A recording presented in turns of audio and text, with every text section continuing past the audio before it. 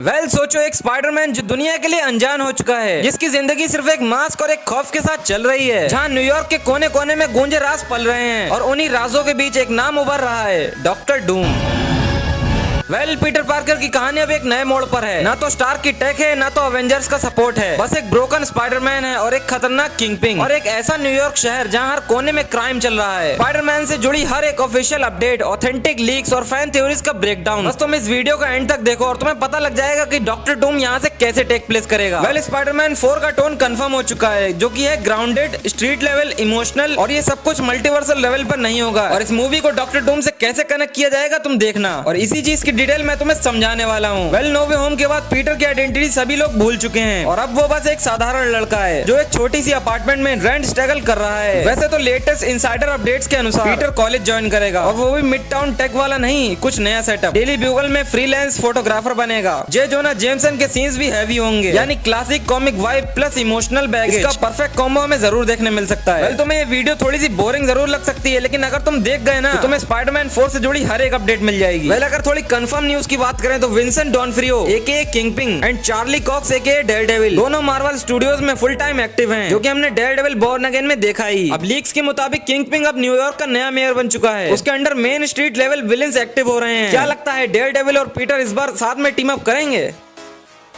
वो तो आगे पता चलेगा। और क्या पता कुछ ऐसा हो कि किंगपिन ने एक बाउंटी रखी हो स्पाइडरमैन के ऊपर और ये मूवी का मेन थ्रेट एंगल भी हो सकता है। अगर हम थोड़ी सी बात करें क्या वेनम से इसका कनेक्शन होगा, तो टॉम हार्डी का डायरेक्ट अपीयरेंस स्पाइडरमैन 4 में अनलाइकली है, बट सोनी कुछ टीज जरूर करेगा। पे रैप्टा मारा ना। और अगर हम मेन विलेन की बात करें तो क्या वो किंगपिन या स्कॉर्पियन कौन हो सकता है? देखो, अगर according to multiple leaks kingpin जो होगा वो होगा मास्टरमाइंड विलेन। स्कॉर्पियन मैकगार्गन जो हमने होमकमिंग मूवी में देखा था वो मेन फिजिकल थ्रेट हो सकता है। स्कॉर्पियन का होमकमिंग में टीज हुआ था हल्का सा, और अब वो किंगपिन के लिए काम करेगा। माइल्स मोरेल्स का भी कोई सॉलिड प्रूफ अभी तक नहीं है, लेकिन एनिमेटेड फिल्म्स की पॉपुलैरिटी की वजह से post credit scene teases possible जरूर है। और क्या हो सकता है इस बार भी नो वे होम की तरह ये वाली मूवी भी हमें मल्टीवर्सल लेवल पर मिलेगी? ऐसा बिल्कुल भी मुमकिन नहीं है, क्योंकि Spiderman 4 is not a multiversal movie. ये बात केविन फाइगी और टॉम हॉलैंड दोनों ही इनडायरेक्टली कंफर्म कर चुके हैं। नो वे होम के बाद मार्वल चाह रहा है कि स्पाइडरमैन को ग्राउंडेड रखा जाए। देखो, मुझे नहीं लगता कि इस बार कोई मल्टीवर्सल कैमियो हमें मिलेगा डॉक्टर डूम के अलावा। मतलब कि समझ रहे हो कि एंड्रयू गारफील्ड टाइप एंट्री या स्पाइडरमैन वर्स सीन नहीं होगा। देखो, according to Variety and Deadline update Spiderman 4 का स्क्रिप्ट अभी भी डेवलप हो रहा है। मुझे लगता है अभी भी ये मूवी थोड़ा सा डिले हो सकती है। इसकी शूटिंग जुलाई अगस्त में जरूर से शुरू हो जाएगी, वो भी इसी साल। अगर तुम सोच रहे हो कि स्पाइडरमैन 4 और डूम्सडे का थोड़ा टाई इन हो सकता है क्या? देखो, अगर तुम्हें बता दूं तो no direct tie in expected in Spiderman 4, लेकिन पोस्ट क्रेडिट सीन में इसका सेटअप जरूर पॉसिबल है। देखो, जब पीटर को पता चलेगा कि अर्थ 616 का मल्टीवर्सल कोलैप्स हो रहा है, तो ऐसा भी हो सकता है कि इस फ्यूचर में हमें डॉक्टर डूम का थोड़ा हिंट मिल जाए।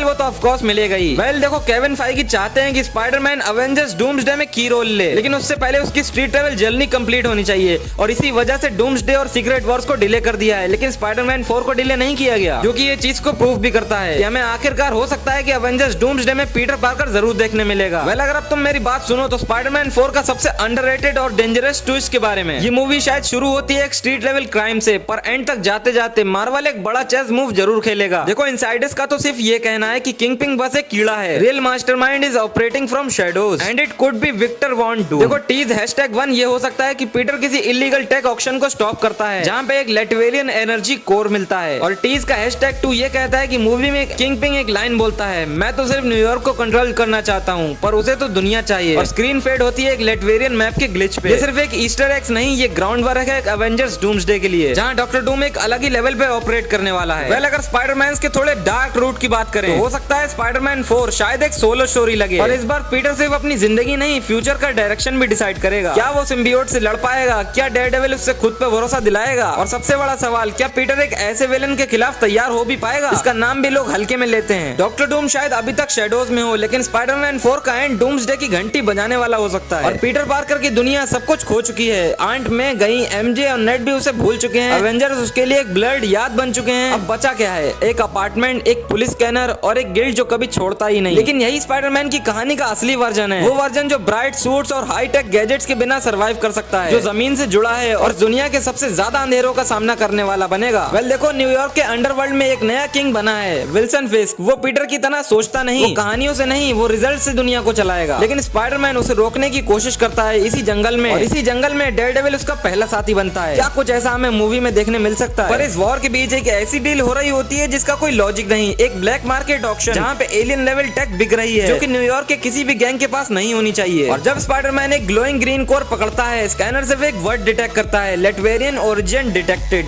क्या कुछ ऐसा हो सकता है? क्या ये थ्योरी सच हो सकती है? मजा ही आ जाएगा। अगर तुम अभी तक फोरशैडो नहीं समझे डूम का, तो आप समझ जाओगे। पीटर को समझ नहीं आता लेटवेरिया ये नाम सिर्फ रियल डिप्लोमेटिक फाइल्स में आता है। और जब डेयरडेविल पूछता है इसे सप्लाई कौन कर रहा है, इसका सिर्फ एक जवाब होता है, मैं तो न्यूयॉर्क के लिए काफी हूँ, पर कुछ लोग पूरी दुनिया चाहते हैं। स्क्रीन ब्लैक होती है और एक ग्लिची मैप दिखाई देता है जिसमें लेटवेरिया का बॉर्डर पे एक मेटल मास्क आइकन फ्लैश करता है, डॉक्टर डूम। कोई नहीं जानता, कोई नाम नहीं, कोई चेहरा नहीं, सिर्फ एक सिंबल और एक वाइब, डूम इज कमिंग। क्या कुछ ऐसा हम पोस्ट क्रेडिट सीन से प्रेफर कर सकते हैं स्पाइडरमैन 4 के? देखो, जहाँ पर स्पाइडरमैन 4 खत्म होती है वहीं से एवेंजर्स डूम्सडे का प्रोलॉग शुरू होता है। एक ऐसा विलेन जिसे एवेंजर्स ने कभी नहीं देखा। इसका एजेंडा इन्फिनिटी स्टोन्स या कैंग जैसे मल्टीवर्स नहीं, रियल वर्ल्ड डोमिनेशन और टैक्टिकल सुपरमेसी है। डॉक्टर डूम एक साइंटिस्ट, एक किंग और एक विजनरी जो स्पाइडरमैन को बस एक डिस्ट्रैक्शन के रूप में देखता है। देखो, पीटर पार्कर शायद से तैयार नहीं है, लेकिन कहानी ने उसे चुना है। और जब एवेंजर्स असेंबल होंगे डूम्सडे में, तब शायद सबसे पहले उनका मोटिव क्लीन करेगा एक अकेला स्पाइडरमैन, जो पहली बार जानता है इस वॉर में कोई बैकअप नहीं आएगा। अब तुम कमेंट करो, क्या तुम डूम के फर्स्ट टीज के लिए रेडी हो स्पाइडरमैन 4 में? क्योंकि ये ऑलमोस्ट कंफर्म है भाई, तुम लिख के ले लो। और क्या पीटर उस बर्डन के लिए तैयार है जहाँ सिम्बियोट सिर्फ शुरुआत है? सिम्बियोट तो नहीं, डॉक्टर डूम बस एक शुरुआत है। और असली एंड गेम कब बनेगा ये तो आने वाला वक्त ही बताएगा। अपनी थ्योरीज और कमेंट्स मुझे जरूर बताना।